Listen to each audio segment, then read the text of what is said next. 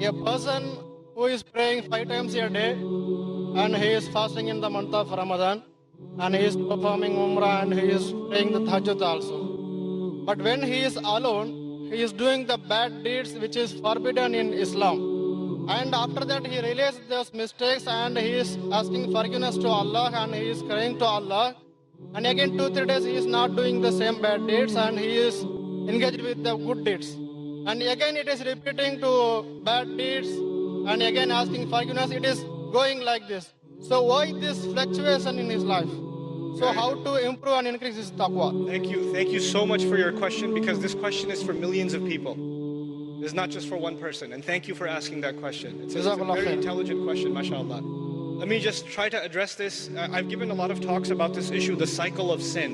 And the cycle of even good people, you know, they're praying, they're reciting Quran, they're even doing Umrah, ibadat, but at the same time, they can't get away from certain evil practices in their alone time. There are two parts of this problem. One of those parts is spiritual and the other part is psychological. And we have to address both of those parts. Let me start with the psychological only because most of the time when we have these discussions, we don't address the psychological side, we only address the spiritual side. So I'll try to address the psychological side of this a little bit. You have to understand that in psychology, there are triggers. In other words, there are certain situations that make your mind, release certain chemicals in your brain, and they make you want to do some things in certain settings. They are triggers. So for example, for a young man, I'll give a crude example. A young man is watching an action movie, and he's watching the movie and he sees a beautiful woman. And as soon as he sees that one scene, his mind gets triggered. And he pauses the movie and watches something far worse. And he gets into the habit of doing that. It wasn't the movie itself, it was just that one thing that triggered it. Or for some people, when they go back into their apartment or in their room, when they're alone by themselves, bad things happen. When they're by themselves. And when they're at the masjid, obviously it doesn't happen. When they're with their friends, it doesn't happen. When they're on their own, it happens. So the first bit of advice for everyone here and myself is you have to identify, when does the sin happen? When I'm by myself. Where am I when it happens? What times does it happen?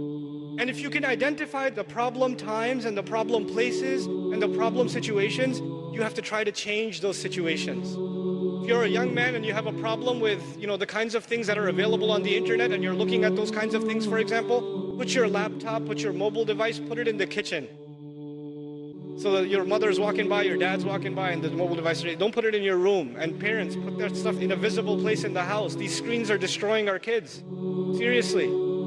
Then the other thing, the spiritual side of this problem. It is normal for a human being to make tawbah to Allah and then go back and do the sin again because we are khatta'un. What that means in simple English is the one who repeats mistakes over and over and over again. So that will happen. It's inevitable that some sin will occur over and over again. However, if in the back of your mind, the moment you made tawbah, you are already thinking about 3 weeks from now, I'm going to be doing this again anyway.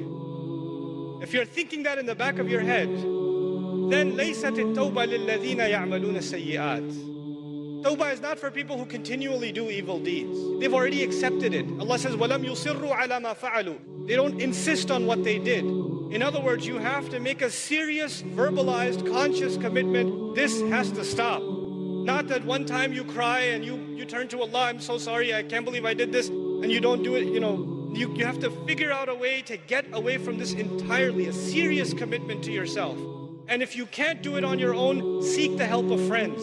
Seek the help of people you trust. I know it's embarrassing sometimes, but we all need counsel and help sometimes. And when you realize that it's been going on for years and you haven't been able to get out of it, it is time to seek someone else's help.